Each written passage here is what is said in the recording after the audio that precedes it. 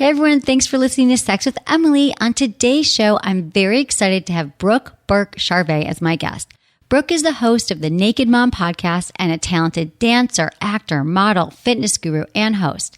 Together, we're helping you navigate your dating, sex, and relationship questions. Topics include how to talk about wanting more sex with your partner, how to prevent your kids from messing with your sex life, what to do about a weak pelvic floor, and how to move past that fear of rejection. All this and more. Thanks for listening. Look into his eyes. They're the eyes of a man obsessed by sex. Eyes that mock our sacred institutions.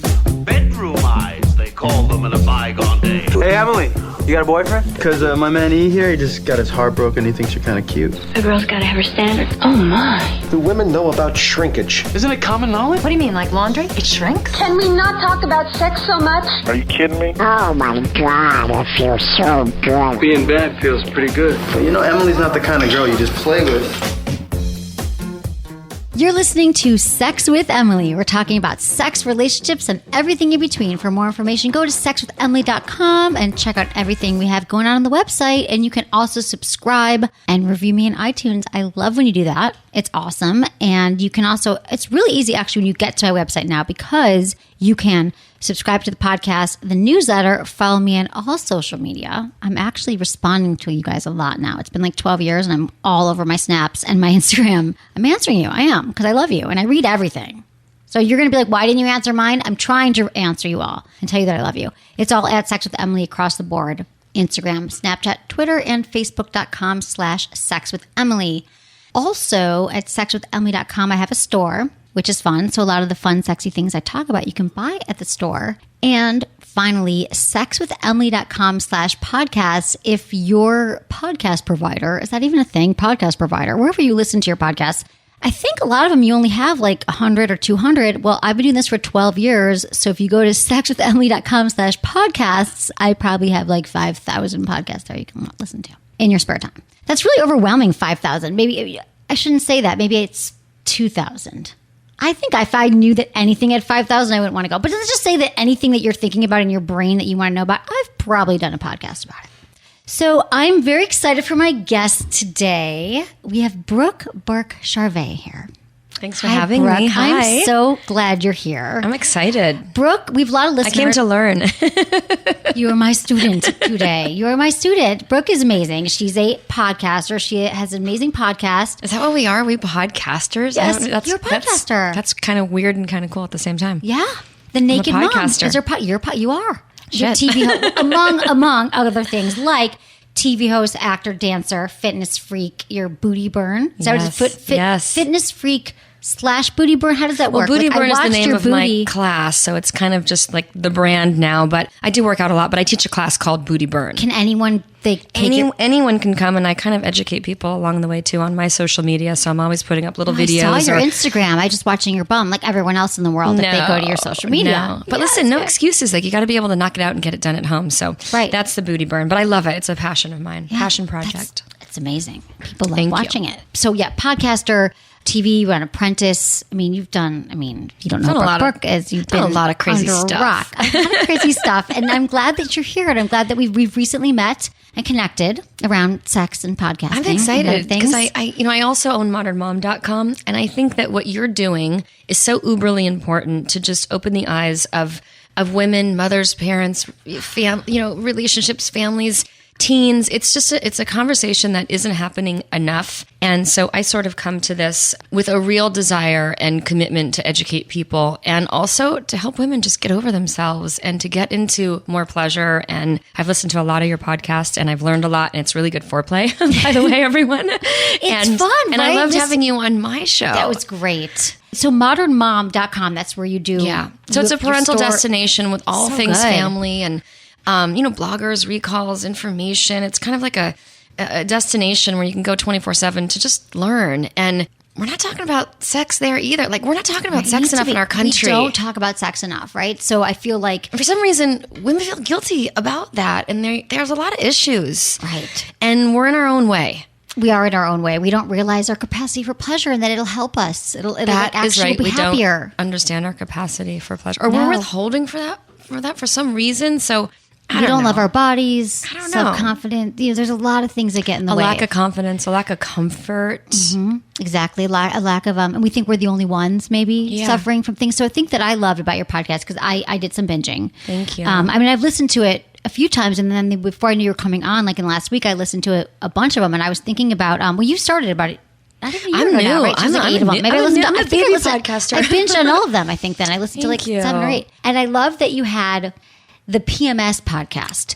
It was like women sitting around saying, yeah, this is what goes down. We have PMS. And it was just like about the power. And this is what I think a theme in a lot of your podcasts is about women and community and being open and talking to our friends. Like it's like our partners don't have to be everything. Your husband, your boyfriend, whoever it is. Like we have our friends. And I'm so glad you said you're that. Authentic. And Thank you. So true though. Like I'm a woman's woman. You are. But there's some stuff that there's a secret language that only women speak. And there's stuff that I'm not going to share with my man. And speaking of the PMS podcast, I had to bring some humor to a really vicious, like horrific subject matter for a lot of women. So we all got together. We got together at my condo. It's kind of like my she cave. I know. I want to come to the she cave. I'm like, she's got a she cave. You're I'm totally coming. We're going to come and we're going to do like a whole sex party thing. But we drank some wine and we just opened it up and we laughed and we dished and it was vulnerable and real. And I just think there's comfort in us learning from each other. And if we could maybe even bring some humor to the subject matter of sex and women who are faking orgasms or not having them or don't know their body or never used a toy or aren't having sex or hate their husbands. They hate their husbands. What's up with that? Like, oh my God, right? Like, why are you staying? Like, what? Not even the sex part, but there's just a lot of stuff accepted in our society. Exactly. It's really weird. They love to talk about how much they hate their husbands, how much they hate sex. But that's why I always say, like, you got to prioritize. We talked about this in your show. Prioritize your sex life. Prioritize your relationship. But the sex even above almost anything else, because not anything else. It has to be up there with things. But just to say that we care about our friendship or we're partners. Without the sex, you are just roommates. So your sex does have to take priority. Like how and when are we going to have it? And I think that a lot of women like getting together and saying, I hate my husband. Oh God, I didn't even blowjob. I don't want to give mine a blowjob. And they unite over that. I find that to be so sad. Me too. So that's why the friends, you got to be like, babe, you got to just do it. Like have sex with your partner. Like do it. Like that was some of the best advice that you gave me when we spoke last was making sex a priority. But I just like for me as a woman's woman, I want to empower women to be their best selves all the way around. I want them to have great sex. I want them to understand their body. I want them to have a sexy, sensual, connected, fulfilling relationship. And if they're not in a relationship, like I just want them to understand the whole mysterious, crazy thing that beast that we are, right? Right. And that's what I think your podcast is kind of like providing that. Because I feel like it's not like you need a zillion friends. Like just a few maybe really good friends. We're lucky if we have a few really good ones, aren't we? A few really good ones that you have for life. And I don't know where I'd be without my girlfriends. But it just reminded me of like all the things that like if I didn't have them to motivate me, to be there for me, to listen, to understand that we're all in this together. And so that's what I liked. I just felt like we were all hanging out. Like you're dropping like serious info and like, but it was talking about PMS. I was just thinking about this, that I was told at some point in my life, like never talk about your period with a guy. It's not sexy or whatever. And it's like, I get that it's not like I'm like, so just know I was bleeding like 3 pints before dinner. I mean, I'm not like being specific about it. But what I found so interesting was that we can't ignore it because it's gonna affect your relationship. We have PMS, and it happens. I have it right now. Right? Oh, you do? My poor husband. You seem so happy because I'm with you. Orgasms, no, but orgasms help with PMS and cramps. I believe that. It's so true. It's the releasing of the contraction, everything, and the serotonin, which we talked a lot about that. Yep, serotonin. Let me ask you a question. Yes, go. Why are we so aroused after our period? It's our hormones. Isn't that so good? Yeah, it's so good. Because I can go from being a complete bitch for a week. Right. But it's almost like it's the makeup. It's like the biology. damage control. Did Mother Nature finally do something good for us? That's the one thing she did. She's like, you're going to be a bitch for a week, but now you're going to want to... And I kept forgetting. Yeah. It so is that real or is that just me? It's for a lot of women, but some women find that when they're ovulating, they're the most turned on. And some women find during their period when they're actually, they want sex more, and some after. For me, it's after as well, because I'm like, okay, the bloating's gone, the mooding's gone. So it's just the roller coaster of it's the freaking roller coaster. But the thing is that I think going back to like in a relationship, that how you handle it is not that I need to talk about what is actually going on in my body, but like, yes, I'm going to be a little moody right now. Know when it's happening. Like I have one of those apps that like mark when it's happening and communicate with your partner what you need, what you don't need. Let me help you help me. Here's what I need. Chocolate. And by the way, when we're in it, we don't even we're not like, it's great that you and I can have this conversation. I don't do it in my own marriage. I'm probably short and grumpy and snappy and, I yell at the kids a little too much. I don't really say to my husband, which he'd probably really appreciate, hey, I'm feeling really crappy in my uterus. I feel like I have a fist going through my back and I'm in a bad mood and I'd like to not see you for the next 4 days. Can I just go away and then I'm going to come back really hot and sexy? It's like go to your woman cave, the chick cave. There's for some reason we feel, yes, but we feel guilty. Women have a hard time taking time off. Now that I am in my mid-40s, I fully understand what I need as a woman, and I do not feel bad about asking for it and taking it. Good, exactly. And how much happier are you for doing that now? And it takes us forever, but you have to. I didn't do it in my 30s. I didn't do it when I was 40. So what do you think it was? What brought you to that? I think obligation, not giving myself freedom to do what I needed to do, not understanding my own body as a woman. My body, I mean my mind, my hormones, my moods. And now I can kind of like anticipate, which is so, I don't want to even admit that PMS is this powerful because I think it's bullshit. I never went through it as a younger woman. Now I'm in it. But really just understanding like I kind of know that I'm going to give my husband a really hard time 1 week out of the month. Right. For no reason. And I'm going to be against him. Right. Isn't that awful? But does he know? But he's does he know going to be so too? proud of me if he listens to this. That's good though. But if he's like, okay, he knows it, but he doesn't accept it. I mean, he knows it, but he's on the shitty end of the side. Right. But if you're like, okay, it's coming, like, right. But this is when it happens. Like, I always, even to my staff, I'm like, you guys, I'm probably going to cry today. I don't know why. Right now, it's sunny. I've been crying great. on America's Got Talent. My daughter's like, what's wrong with you? I'm like, I'm PMSing, okay? I'm like bawling at some stupid TV award. Because it's, right. And I'm telling myself, pull it together, stop it. No, it's like 7 a.m. I'm having my coffee and I'm watching like reruns and I'm crying. What is wrong with me? Hormones, it happens. And it's real. So I think in the relationship of saying like, listen, this is a real thing. It happens. And like, I'm sorry if I'm a bitch ahead of time or whatever it is. Mother Nature is just a big bitch. And I want to have sex with you in a week, maybe. Yeah. Maybe not. But I used to feel like it got so bad for me that my PMS, and I would spend it was bad for a week, and then I'd spend the next 3 weeks trying to clean up all the damage that I would do. But it's not like that anymore. Maybe that's why we're more aroused the week after. And by the way, it gets worse. It doesn't get better, too. Like... There's certain things you can do. I talk about sex and not PMS. Forget it. I know. That's the most I've actually ever talked about on the show. But check out your podcast. It's not all about PMS, but I love that it's just about women talking about being real, being authentic like you are. And I adore you. And I think this is really fun. Thank you so much. So let's talk about, so you are in your second marriage. Yes. You have 4 kids. And you guys look really happy and sexy and cute together. And I'm not saying it's perfect. It's not perfect. But any tips that you've learned in these years that you've been married? This is my number one tip I'd give. Yeah, it's such a loaded question. Well, I mean, we're still learning to communicate. And I guess if I were going to fess up or really give any advice to anyone, because I'm not an expert, I'm like so learning from my children, from my man, from my marriage. We're all always learning. It's work. Is that I'm willing to own the fact that we're not good at certain things and that we need better tools all the way around in marriage, whether it's love, intimacy, communication. Like when you can get rid of the ego a little bit in a relationship, any kind of relationship, it's really helpful. And we have a lot of ego, my husband and I. And we're both really strong people. So I love that you said it looks really happy and like sexy. We have incredible chemistry. So I'm going to default to that. Great. So thank God for that, because I've been in a different kind of a marriage, the first time around that was really good in other ways.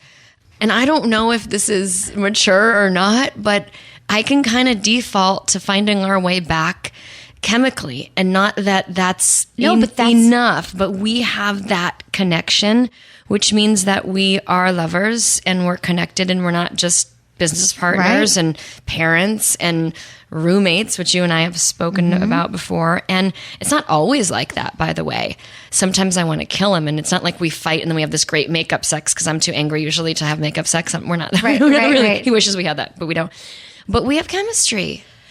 It's so important. And I can't tell you, that is nothing to like sneeze at. It feels like something my grandmother would say. But really, it's nothing, because I don't even know where that came from. Things come out of my mouth. Right? Stick it there, whatever they say. But it's true, because if people sometimes will email me, they say, how do we get the spark? How do we get it back on track? And I think, or sometimes we take callers. If a couple tells me they never had it, they're like, well, it was never really there. That's hard. You're kind of out of luck. But then what happens? Truly, I mean, I don't want to say that definitively there are things you could do. You could build a healthy fantasy life together. You can start, but let's focus on the people who have a spark like you do, or you've had that chemistry. That's amazing. it's not silly to say we go back to that because that's the well that you need to keep drawing from, and you need to keep nurturing because that is going to just fizzle without. It's like it's a living entity, and you got to keep feeding it and nurturing it and watering it because it will fizzle out. But at least even when it starts, you can get back to it. You know what? And it does sometimes. I mean, that's just part of being a woman and growing up and going through your childbearing years and whatnot. But I don't know. That's like the one thing with my husband in this marriage is he's probably the one guy that. It's so satisfying, our sexual relationship, that I don't need to like stray or desire something. I mean, there's a lot of issues. I mean, he drives me crazy. Like there are so many I'm sure. parts of our marriage that need work. But that part's really good. So And has it gotten better? Like, do you feel like you've worked at it or you've learned stuff? Well, the beginning was fireworks, right? Like bottle that and love that. I mean, like friggin' mind blowing. Honeymoon. And then when we go through phases. So just to humanize it, you know, we go in and we go out of it. But yeah, it's gotten better in different kinds of ways. It's gotten deeper and our communication is stronger and we understand each other and I understand the changes in my body and it's just phases. And then when it's not so good, we roll through it and then figure it out. And you talk about it and you realize like we you're talk on the about same it. page. He's got a lot of feminine energy though, like in that way. Like he's very verbal. Like you should have him come on and do your show. I will. Like he's like a chick. I love it. He loves to talk. He like about emotions. If you're Just like all of that. Sometimes more than me, where I'm like, can you just like I date guys like that too because I'm not as emotive sometimes. He's better at it than I am. It's like, babe, where'd you feel that orgasm in your body? Was it like, your right? What? Oh, that's good. funny. Those emotions. I love it. Well, come on next. Yeah. We'll go through the sex toy closet together and go shopping. Oh, God.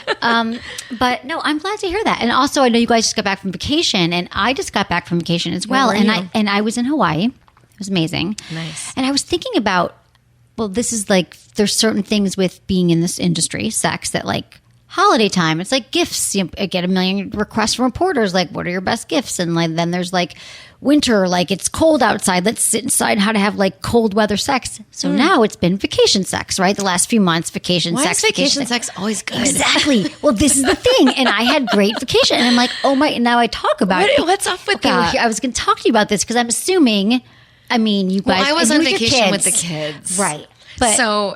But when we go on vacation, yeah, it is amazing. Like hot and heavy and on and different. And we always come back and we're like, why can't we just sort of duplicate that? But vacation with the kids is tricky. Yeah. Not as great And as our kids are kind of still in and out of our bed. Right. But vacation sex, I just thought about the whole concept of it. And that's good that you guys still go on your own with kids because I think that people are always protesting that, oh, we can't afford it or we can't get away. And I'll get to that in a moment. But the reason why vacation sex is so damn good is because you are out of your comfort zone. You're not in your bedroom, which is where you have sex 99.9% of the time, unless you guys are like having sex outdoors or you're swingers, but I don't think so. You're probably mostly in your bedroom, right? So it's the newness and it's the novelty and it's like you don't have to worry about the sheets. You have to worry about someone coming in. I think and you're stuff right. Like and it's just like Something it's just different. And that's what happens when you get into a committed relationship. There is it's all, becomes the same and routine and nothing's new and exciting. Right. So even if you can get away for a night with your partner, you can go to the Motel 6. Staycation. Staycation Yeah, too. it doesn't have to be far away. It's true. Or you could go, like, this is kind of crazy, but creative, because I like to find creative ways. But you can go into a guest bedroom, get rid of the kids, do a double sleepover, whatever. Yes. Go into a room and kind of like play make-believe and pretend like you're in some swanky hotel room and set the mood and light your candles. I love this idea. Do your playlist. I told you before I have a really good sexy playlist. Yeah. So I'm going to share it with you. I want your sexy And playlist. we update it all the time, but it's like you got to be, especially in a marriage, because I'm sorry, it's not always sexy. Right. Like, it's just not. So I love the idea of the extra bedroom. I always say have it, literally have sex in the living room if you don't usually, or wherever, but the extra bedroom, make go it in the backyard. Yeah, have camping sex. That's hot. Atmosphere. I love it. The candles, the atmosphere, turning off the cell phones. And that's why, and I was thinking about it. I was like, vacation. I'm still in the honeymoon phase with the person I went with. So it doesn't Amazing. really Lucky count. you. Yeah, it was like honeymoon sex on vacation, and that's the but best. still, just in general, I was looking at couples who just you just get it, and it's a real thing, and that's why It's work. You have to, like you said, make it a priority and make each other important. And like, I also think, when you're dating and like somebody's coming over to pick you up and you like find that right outfit, or maybe you change a few times and you're kind of nervous and you want to know if you have the right perfume on and blah, blah, blah, blah. It's kind of really important to do that in a long-term relationship. So make the effort. To, what's the word? To just sort of like, I don't want to say reinvent, but you just don't want to be boring. Right. You don't want to walk around in your sweats. You want to make the effort. Predictable. Right. Because predictable is safe. Exactly. Sexually, I mean, there's some things that you want to count on. Let me just say, I'm like backpedaling.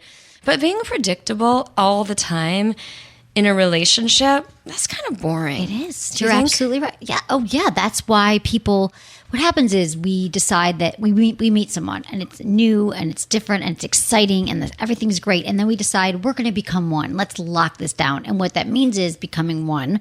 We share everything. There's nothing new. There's no secrets. We go to the bathroom with the door open. We shave in front of each other. We talk about our period, and it's like... I've been married for 12 years. I still don't go to the bathroom. See, good. See, I was going to ask you. I don't think you should. This is such a funny conversation. No, such an it's so inappropriate true, conversation. but I don't want any part of that. No, I have good. kids, like, we're like a full-blown family. I'm not even comfortable going into the bathroom. Like, no, that's something like... But girls don't even go to the bathroom, first of all. Exactly. I don't even know what we're talking about. What did I say? Not that we go to the bathroom, but in the event that we did go to the bathroom, no, I don't want any part of that. Like, we see these funny movies. My husband and I joke around about it all the time. Like, they're brushing their teeth with the girls and they're like really going to the bathroom. Like, I would be mortified. Right. Well, those things I think are important to keep in place. Some people don't care. They don't care. They think that because when you're in the new relationship, you think, well, this is how we're going to get close. So if I can go to the bathroom because I remember dating a guy once, he's like, he wanted me to leave it open. I'm like, because to him that meant like it was intimacy. Are we talking about like peeing, or we're talking about like going to the bathroom? Like, it was whatever. Peeing. It was just something. I was like, I don't want you to watch me do anything. No. Because that's just not how you think. And for him, it was a way of security. I think we get that confused, that we still need to keep these things to us that are our own, that make us independent, unique. Yes. I love love it. Privacy, please. Even in a marriage. Exactly. So that but my kids can come in. The kids, you'll pee in front of the kids, right? But it sounds like you guys are doing the right things. Thanks. We're trying. Well, this actually brings me to the Sex in the News that I picked out especially for you, because I feel like you can help me with this. Okay, so this is our Sex in the News. So Brooke Burke-Charvet. Charvet. I like the way you say I'm like it. Charvet. Okay, I'll say it again. Brooke. It's hard. Do that. Can you do that 5 times fast? No. Brooke. You can. Okay. Come on, you can do it. Brooke Burke-Charvet. Oh, nice. It's very sexy. You have such a sexy voice. It is very sexy. No, I like your name. It is a very sexy name. Oh, I don't know. So this Sex in the News article I picked up for you because I think you can help me with. And it's ways to prevent your kids from messing with your relationship. Not easy to preserve romance after having kids, but here's some tricks that go a long way. And this was a study that was recently published in the Journal of Personality and Social Psychology. And it says that the rate of decline in a relationship satisfaction is twice as steep for couples who have kids than those who are childish. So it's going to take a nosedive when you have kids because, like we said, people don't often prioritize their romance, their intimacy, and their relationship. Sad but true. So here's some tips, and I want to know what you think about these, and maybe you have something to add or if you've done this. So it says, do one romantic thing a day. It could be simple, a love note or a text, giving your significant other a lengthy hug. Even a hug. Nice. God, I just realized that I don't do that once a but day. I just felt like really bad.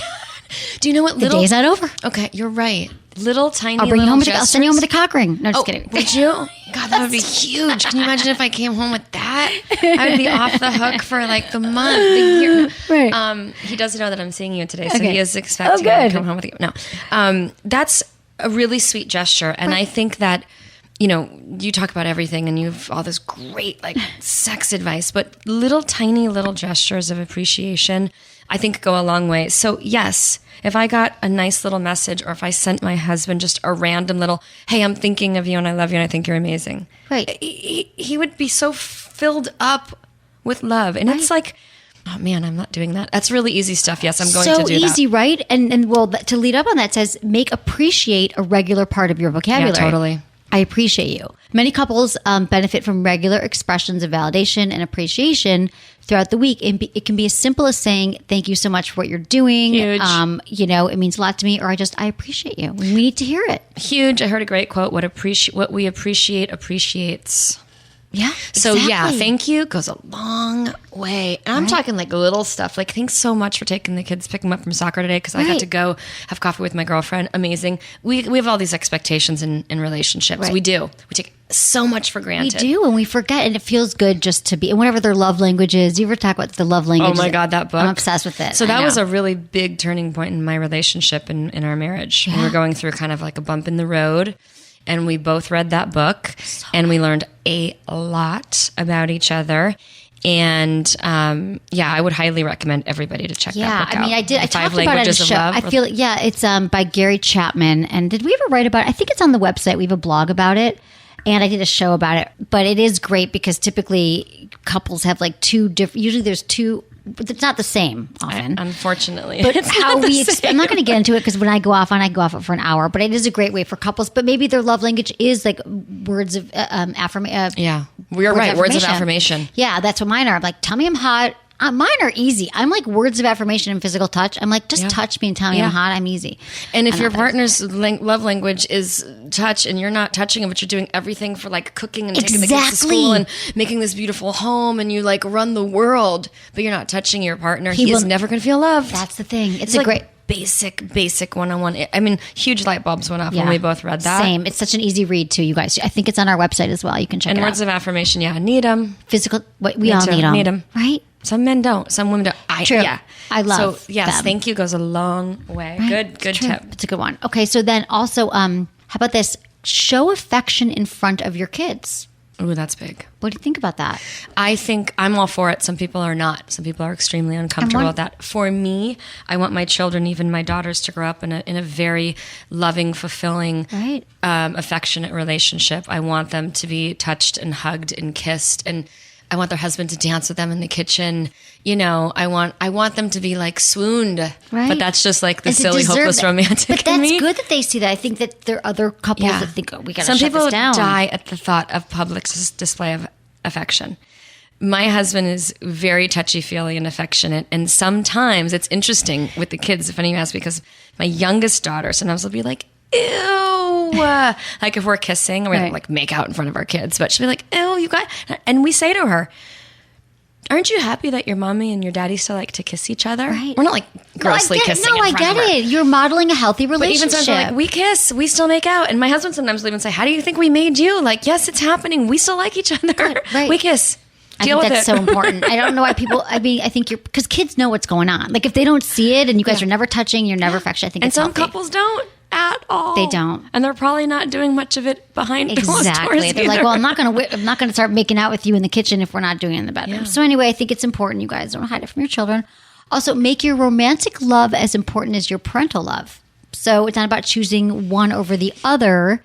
It says that you want to build a culture in your family where your connection with your partner is seen as just as important as your connection with kids. So that's kind of like the affection thing, but prior to saying, we have our date night, like don't feel guilty that mommy and daddy need their night or their vacation or their whatever. I think this is one of the biggest challenges in raising a family and staying married, because we make everybody else a priority. And I talk a lot about this. I write about this. I speak a lot about this. It's so easy. We're such good parents. And we oftentimes are not great partners, and we don't make each other a priority. And date night is huge, easier said than done sometimes. But yeah, it's much easier to be a good parent than it is to be a great husband or wife. Sorry, it is. And you got to choose it both, though. And, trying to find that balance, gosh. Because they're both full-time, can be full-time jobs. But it's just maybe there's these little things would help. But even having this conversation, like right now I'm like, ooh, I should probably kick it up a notch. And would you send it to me? I'll text I'm going to kick it up a notch in the romantic department, because these tiny little tweaks along the way is what keeps a relationship going. Absolutely. From every, And by the way, we forget. Like if we wouldn't have this conversation, I wouldn't have sent that text. Yeah. And now, Sorry. Or when you're leaving here, you'll be like, can't wait to see you tonight. Or he knows I love him. I don't need to tell him. Like, no. We all need to hear it. We all need to hear it. Affirmation. We love it. And then, create phone-free zones. That's a hard one. Well, I'm big on that. Good. My husband is not. It's a huge nerve for me. I'm really big on it because of all the kids. I am so pissed off when he is having a conversation with me and I have half of him because he's buried in that friggin' gadget. What do you do? And he's pissed off at me because he usually drives when we're together and I'm grossly addicted to social media. Right. And I find that it is a really great opportunity for me to get off Exactly. So I'm being a huge hypocrite here, but you got to set the ground rules. It's true. And we were even bitching about it this morning. As we were talking about little things that we can do better, because we just got out of this like couple week, we have like this argument that lasted far too long because I'm super stubborn. And we made a few requests and he was like, yeah, and you think you could like maybe not be on the phone so much and treat me like a driver? And I'm like, shit, okay, I know that. But it's still such a great time. It's the best time. It's the best time. You're like, huh? What? Yeah, I know. I just went through this in Hawaii because he was driving. And I'm like, this is a great time for me to be on. He's like, you're supposed to be navigating. I'm like, oh, I know. God. You know, we're in a really dangerous time of tech addiction and being way too obsessed and connected with things and people that don't matter, like all these pretend like people in the world. So, right, we're just like grossly disconnected and connected to a bunch of shit that like means nothing.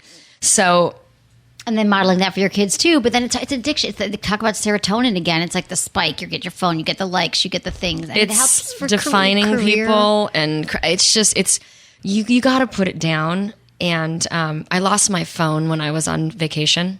Oh. People are like, well, so how come you were Instagramming? Well, because I got my child's phone, and then I was It was such a blessing in disguise. And I didn't wig out. Like, I left it on the plane when I arrived in France. So part of me was like, are you kidding me? Like, I'm going to make all these videos. I'm going to take all these fabulous photos. I'm going to be so connected to everybody around the world that I don't even give a shit about, blah, blah, blah. So I lose my phone. It was so good. Right? Although you did do great photos. Thanks. I used my son's No, phone. but it was good because what? Because you felt like... I was probably on my phone 10% of the amount of time that I normally would have been on my phone, and I was much more present, and it just was a different experience, it's like a detox. and it's a hard thing to, you got to do it. You have to. I think it's And then I was really healthy. pissed because my husband had his phone. Right. So Like, he you was- can't be on the phone if I can't be on the phone. No, but I had a thing because you do have these hot pictures of you. I mean, always in your bathing suit. But this Thank you. vacation, I was looking. I'm on your Instagram, and it's funny because the guy I was with, he's like, I'm not taking pictures of you for your. So he wouldn't take pictures, and I sent him a clip. I'm like, Oh, my look. husband does the And same then thing. I'm like, don't you want to support me? I'm trying to build a fitness business here. Exactly. My kids are literally, I'm like, I'm going to do a booty burn right here. We're getting on the train to Paris. I This is going to be saw your super booty cool. burn. And they're like, Mom, you're so embarrassing. I'm like, you guys all suck. Like, why can't you just support me?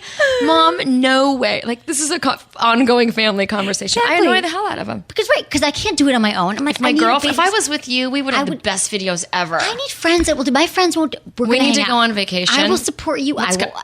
Done. We can talk about sex the whole time and make great videos. Not Amazing sex videos. But like I'll do your beautiful videos. I'll do your booty burn. I'll burn my booty. We'll that's talk what about sex. girlfriends are for. I know. They do way more I for need you more than your friends. partners do. It's true. I need more friends that will support me in my social media habit because he was like, I'm not. He calls it a GoPro, like the guy on the trip that's just taking your picture, but he has like a nameless, faceless person. I totally feel you. I'm right glad now. to hear that that I have David was also against it. Oh, totally. Okay. He does it just enough. But I have one really great girlfriend, and she happens to be in the industry as well. And I'm always with her. And I'm like, give me the phone. Let me do this. We're going to capture. She's like, oh, I know I'm the annoying friend, but I'm going to be the friend that I don't have because I'm going to get you every single thing you need for the social media for the next month. Yeah, exactly. And I do it. Because we know how, right? We need this. There's so many reasons we have to hang. You and I are appreciate this. doing that. I'm glad we are. It's done. Okay, I think that was great. Thank you for that. Sex in the News, you guys. So, stuff. and I'm going to send it to you. We should post this on the site. I think these are some good tips I want to for post people. that too because I think those are little, simple, easy things. And you know what? Like that, like breeds more kindness and more Exactly. appreciation and more thoughtfulness. Right. I think it's funny because we think, oh God, we're desperate. We're not having sex. Things are horrible. When there's really just, there's not a quick fix, but there's little tiny things that if you start doing even today, you're like, you know what? I'm going to send this text right now that says, I'm thinking about you. I love you. Thanks for last night. That's the first step. Or you get home and you make sure that you kiss before you leave. I mean, tiny little, things, big gesture. Tiny Make little a- things. Like tiny gestures, I'm gonna big fess difference. up real quick because my husband and I were in Yes. like this funk and it was just like lasting too long. And finally, like we were like talking in the morning over coffee. And he's like, "Well, do you have any suggestions? Like, what are we supposed to do?" And I'm so stubborn. I'm like, "I don't know what we're supposed to do. I don't have any suggestions." And he's like, "Okay, why don't you think about it? And why don't you get back to me and like see what you come up with?" And this morning, Okay. it was this simple. It was hard for me to do it because I'm so stubborn. But I was like, okay, I'm getting back to you. And here's so this morning, I was like, we have to be sweeter and we have to cuddle more. That was it. Great. And he responded to me and he was like, I was thinking the same thing. Like, this is so easy. It was like just that. We have to be sweeter. Like, be nice. Like, really sweet. I said, my sex was, we have to be sweeter. I didn't say you. I said we. Never say you. And I said, and It's I not mean his fault. like really sweet.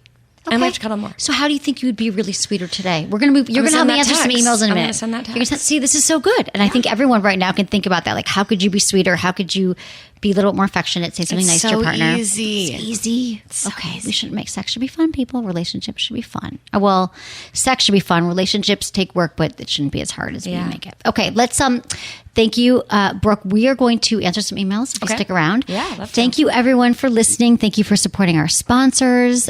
We love them. And, I never talk about any products or anything I have not tried and that I don't love myself. So we'll be right back with some emails. Thanks for listening.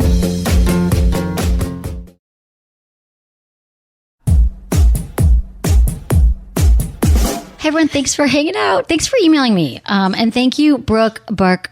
Why am I like so? I love it. This is the cutest thing ever. Come on, you can do it. Brooke Burke-Charvet. Very nice. I Such love a the way pretty you say name, that. Charvet. The And way I you even say it's speak very French. sensual. I love But it. it's a really beautiful name. Thank you. Yeah, I love Thank it. you, But thank you for Emily. being here. And also, if I have not mentioned this, so I'll be on our website, but people can check out your podcast, the Naked Mom Podcast, and your social media, which I'm we're going to all say right over. now. It's all, hold on, which she's all over. And Easy. it's actually It's just hot Brooke and Burke. sweet Don't even and do the smart. survey. It's just Okay, Brooke Burke all across the board. Okay, Twitter and Instagram. Check all that out. So thank you Thank for you. being here and helping me answer these emails from my listeners who rock. So everyone, thank you for emailing me. And you all know that now you can easily text me your question. Just Emily, text you're Ask good. Emily, one This word. is like a full-time gig. Are you It like is living and full-time. breathing this whole I thing? am, yes. Your yes, fans for are so 12 devoted. years. I know. She literally is like reading and reaching out. Like, this is so... All the time. this Well, it doesn't is come into my personal phone, but we get hundreds of emails and texts. Impressive.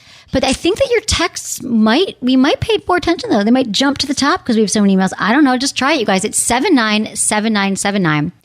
You text one word, Ask Emily, and then you just get that form and you submit a question. And it's so easy. You can also submit it from our website, sexwithemily.com, using the Ask Emily tab. And also, if you want to be called, we are taking callers now. So you just click on when you're answering your question, there's a box that says, yes, I'd like to be called. And we will call you and we will change your life and help you with your questions.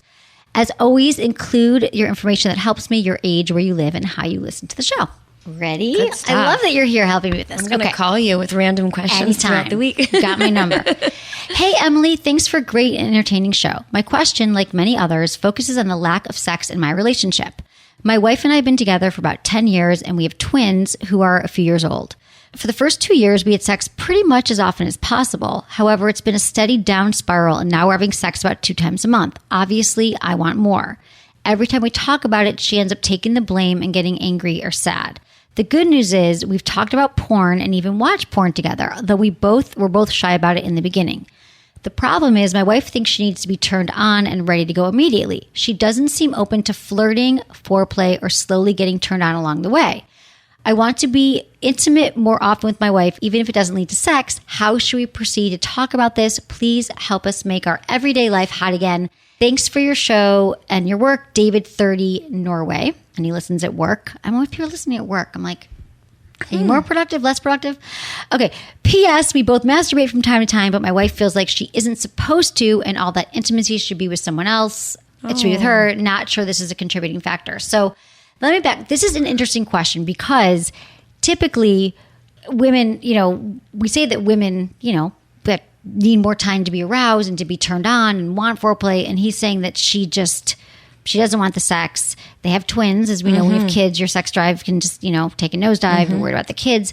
And she, it's a downward spiral. She doesn't want sex and she won't do the things that is interesting that we keep talking about. So that I've often said on the show, the flirting, the foreplay, the arousal, and what can she do? And so it's interesting, I think, and I'd love to hear what you think about this when you heard it, but I liked your PS, David. You weren't sure if you should include this, but you said your wife feels like she shouldn't masturbate. And to me, that a lot of this starts with that, her core belief that masturbation is wrong, that it's not healthy, and that it should be saved for your sex life, which she's not really into Having right now, not enough of, turned on. yeah. And so I think the fact that she's feeling shame around that, that maybe this could be time for some, you said you're watching porn together and you were shy about it. It sounds like you got over it.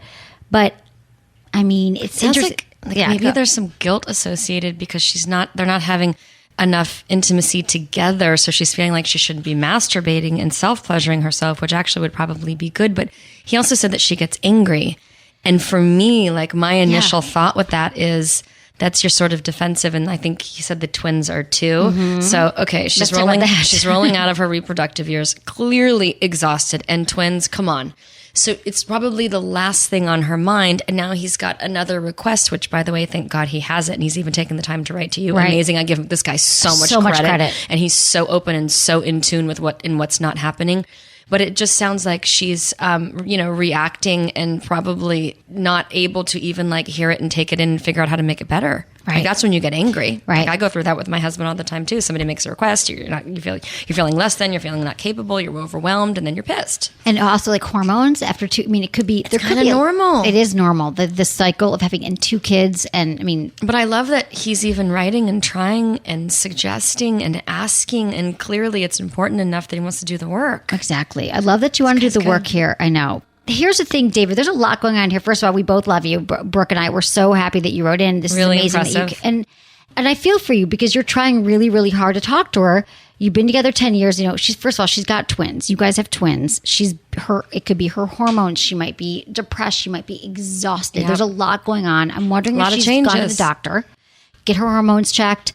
I just think that's just really important for women, especially, after childbirth, to make sure that everything's cool and copacetic. I get that she doesn't really want to talk to you about it and she's shutting you down. So I'm wondering, and she doesn't want to masturbate. So I can understand you're like, help, what do I do?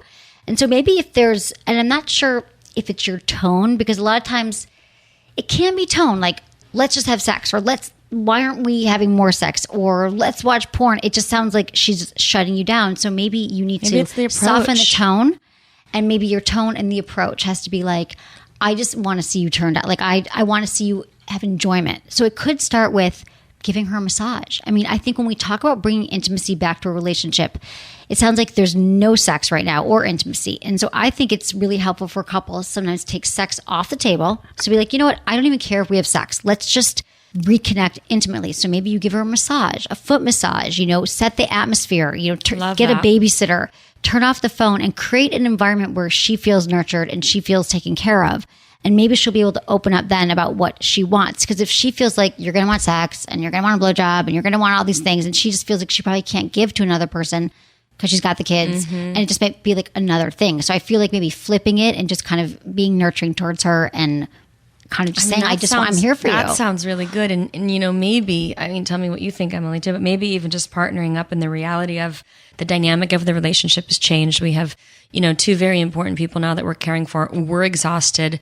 Rather than that, like sometimes for me as a woman, it's like, oh God, here we go again. Oh, you're going to be complaining about the lack of the sex that we're not having again. Right. That does not put me in the mood. It's the last thing you want to hear. It's approach, right? It is approach and tone and timing. And so I think if you're just like, you could even say to her, David, listen, I feel like I've been pressuring you a lot. I get it. If you don't want to have sex, or I want to be the last thing you need is pressure from me. So, but I do think our time together is important, is intimacy. So I care about us. I care about us. So what would be a night? What would be your dream night? She might say, I want to go to my favorite restaurant, or I want to get dessert, or I want to sit and watch a movie without the kid. Ask her what she needs right now. And then from that situation, you can say, it's okay if we don't have sex, take it off the table and start to build your intimacy again and build it around things that she wants to do, because we don't know you don't know what she's craving or what she needs right now. So I would just, again, take the sex away and ask her some questions. Thank you, David. Let us know how it goes. Hey, Emily, I'm a new listener to your podcast. I'm loving the content. I'm going on 5 years of marriage and have a 2.5-year-old son. Sex with my husband is good, but I know it can be better. I've never had more than one orgasm at any one sexual encounter. Is this caused by a weak pelvic floor? I want to experience multiple orgasms that everyone is having. I don't know if it is. Really? Like who? I know, exactly. I know that orgasm isn't and shouldn't be the goal of sex, but still, can you recommend something that I can do and exercise perhaps? Thank you for your time, Nicole, 26, Utah. Okay, Nicole, 5 years of marriage, 2.5-year-old son. Now, the reason why you're not having multiple orgasms probably has nothing to do with your pelvic floor. I'm sure. If you haven't had them before, Like if you told me that you were having multiples and now you're not, we could look at that. But you've never had a multiple orgasm. Weak pelvic floor is a separate thing. It's really important, especially after after having a child, that you should be doing your Kegel exercises and keeping your pelvic floor healthy and strong. And having a strong pelvic floor can help you have stronger orgasms. That is true. In fact, like G-spot, like sometimes when I'm doing them all the time, I'm like walking around, I'm like, I can just have an orgasm now. So yes, that can help you. But again, so you should, start doing your Kegels. Do you know I have an iPhone app called Kegel Camp? No. Yes. Oh my gosh, that's great. It reminds you to do your every day. I have to see that. It gives you like it pops up and it reminds you to do them. So that's important. But I think the reason why you probably haven't ever had a multiple orgasm is because you just probably you don't know how and you haven't tried. So again, for some women, lucky women, they just kind of it happens. They just have an orgasm. Like our refractory period is a lot less than men, a lot shorter. And there's just some women who could keep having them. But for some, I had to learn. There's several women who've worked in my office. I've taught them, not hands-on, but we've talked about it, that I think that we have these limiting beliefs. We're like, I had one orgasm, I'm done, I'm out. Mm-hmm.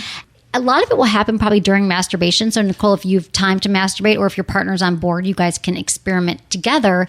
But it's typically after you have one orgasm, like a clitoral orgasm, and you just sometimes we can't still be touched, like you don't still want your clitoris rubbed. Yeah. But if you just, your husband goes back to like kissing you and teasing your nipples or doing something else and then going back maybe with his mouth or with his penis or however you orgasm, you can learn to build it up again. But I have more to say about this, but I was wondering how your take on multiple orgasms, Brooke. Well, I was going to ask you a question if I could, because what I was thinking is, if you're having like an amazing, fulfilling, deep, mind-blowing orgasm, that might be really satisfying. Like I'm wondering, is her one orgasm as good as it could be? So rather than the pressure of everybody's not having multiple orgasms. Exactly. Let's just get real right Thank now. you for saying that. Sorry, but come on. And if they are, they're probably faking a couple of them.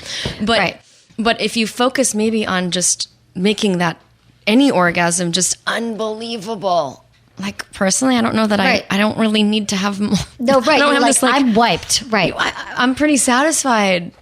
Right. No, you're absolutely right. Thank you for saying that. That's like kind of what I was thinking. Take the pressure off. No, you're absolutely right. I'm so glad you said that because, right, Nicole, who are these people? Everyone's having multiple orgasms. First of all, I don't know. Like some people do, some people don't. You're right. And maybe one is enough. It's not that I'm not going to tell you that every woman can have multiples either, because then you'll be like, by multiples, I mean like back to back, like back to back, yeah. Not but it's like, not like having one and then waiting a few minutes and then having another. No, are you talking about like it's rolling through like bam, bam, bam? Like what do you? It's different for women, but typically for women who even have multiples, it can be different. But you can have one and then there's like a little down period and then it could come again. And for some women, though, it can roll one. Or you could have right one after the that next. lasts for like 2 minutes or Yeah. like 3 minutes. Exactly. Like, is that considered a multiple or is That's that just actually- considered a really long orgasm? Well, it's how you slice it. Who knows? Sometimes it's like, was there a little dip in there? Maybe we What's can call happening? that too. Right. I'm going to call that 3 just for sake of time. Exactly. You're like, well, it should be called 3 at least if it was 2 minutes. That's worthy. Right. But Nicole, the thing is, right, maybe your orgasm's amazing and you're white. Some women just they're like, no, I am done. But if you want to learn, I'm just saying that you could try it, and I will not guarantee that every woman can do anything, just like every man can't do everything. Vibrators can also help. I know that there was a woman working here, Lori, and she said to me, we were trying out it's one of our jobs here when we're interns and work here, you have to try out vibrators, and we got the WeVibe Touch, which I love. It's one of my great clitoral vibrators. And she said to me, I've never had a multiple orgasm and I'd like to. And I said, okay, well, have you ever tried? And she said, no.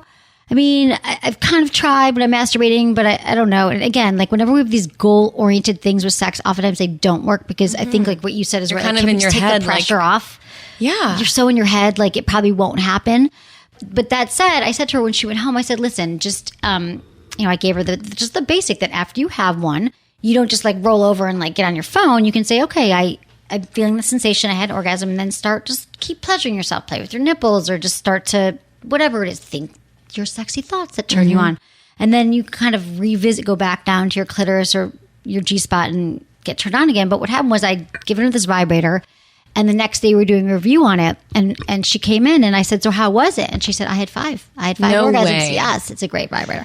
Do you have that vibrator? I do. I was going to say, Would you like another I'll give you a review? touch. It's amazing. Yes. Seriously? The WeVibe Touch. Yes. Get out. I love here. it. It's like handheld. It's great for intercourse as well if you need a little extra clitoral. I'm curious. So Nicole, we talked, and also there's some great posts on my site about multiple orgasms, but I think that definitely doing your Kegels will help. And again, don't be so focused on it. I'm sure orgasms are great, but you can learn to do it. It's just like after you have your orgasm, just don't shut it off yet. Keep your sexual energy flowing. It can help through breath as well.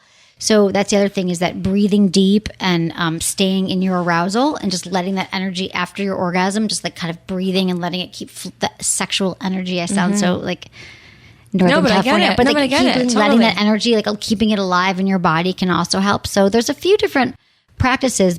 I think if you try, it could happen, Nicole. Nice. With that faith, but don't beat yourself up if you don't. How's that? Good.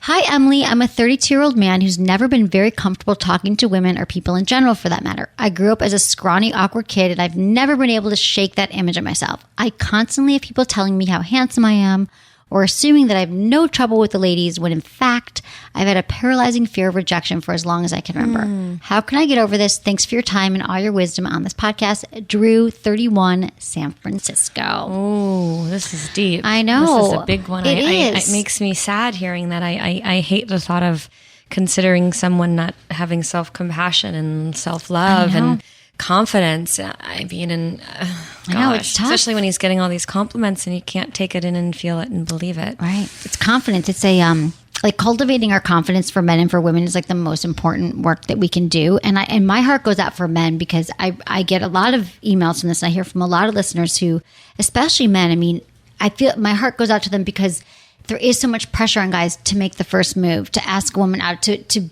sexually make, that move. And I feel like they think they have to know everything. They have to know all the right things to say. And really, it is, and for many men like Drew, it does become paralyzing. Sure. Like it really is, like it is such a fear that like something bad's going to happen. And so Drew, all I can tell you is that just like everything that we talk about on the show, it's practice. And I promise you that the more, like I'm going to give you an assignment, Drew. I just want you to, for the next few weeks, every time you leave the house, I just want you to practice like talking to, let's say 3 people a day. And it doesn't even have to be someone that you're attracted to. It could just be men, women, whoever, and just talk to them. Like, don't even overthink it. I mean, think about if you're like talking to your friends. I'm sure with your friends, you're comfortable.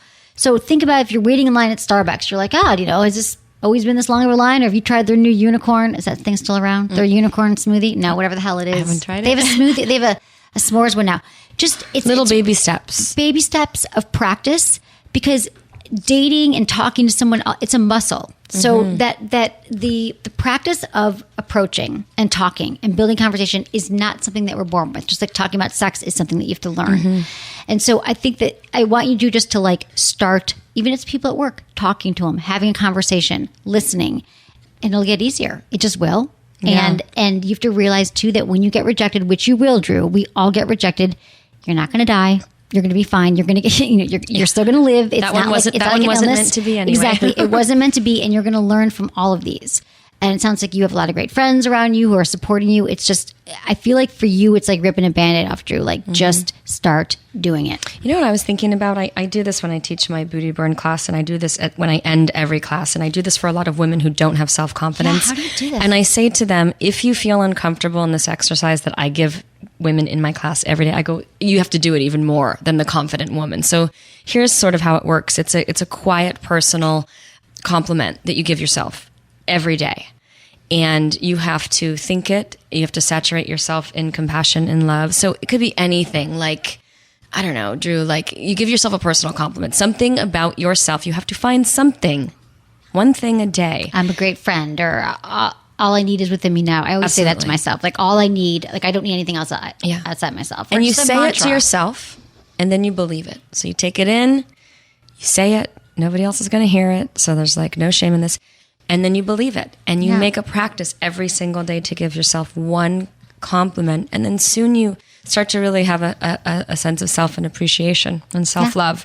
And I think that probably will give you a lot of confidence. I think like writing stuff down like that is very helpful. Like writing, and even like writing your negative thoughts that you have, getting them all out and then flipping it and think, what is the positive side of that? And remembering like a positive mantra. The other thing, Drew, I was going to say is besides just talking to people, you're in San Francisco. That's like my hometown. It feels like it's That's like where my heart is.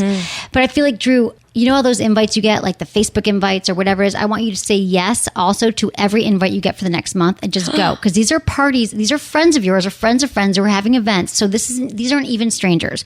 Just go to an event. It's summertime. Go out, meet people, and just start talking to people. Good. And then you're gonna get that social, those skills You're down. going to get comfortable. You're going to get used to Yeah, it. And then soon exactly. it's going to be no big deal. And by the swear way, to God. even super confident guys, by the way, have fear in this area too. So don't think like, this is only a personal thing. I mean, there are studs out there who have like who get rejected and who have fear of speaking to women and don't know what to say and like stutter and trip over their, like, everybody goes through this. Everybody goes through it, Drew, but you have to go through this now. Like, I know that, and the more you wait, it's getting worse. So just do it, Drew. Do it Good luck, today. Drew. Thanks, Drew. Okay, thank you so much, Brooke. It was a pleasure. Burke-Charvet. I love your show. I really appreciate I what love you're you doing. being here.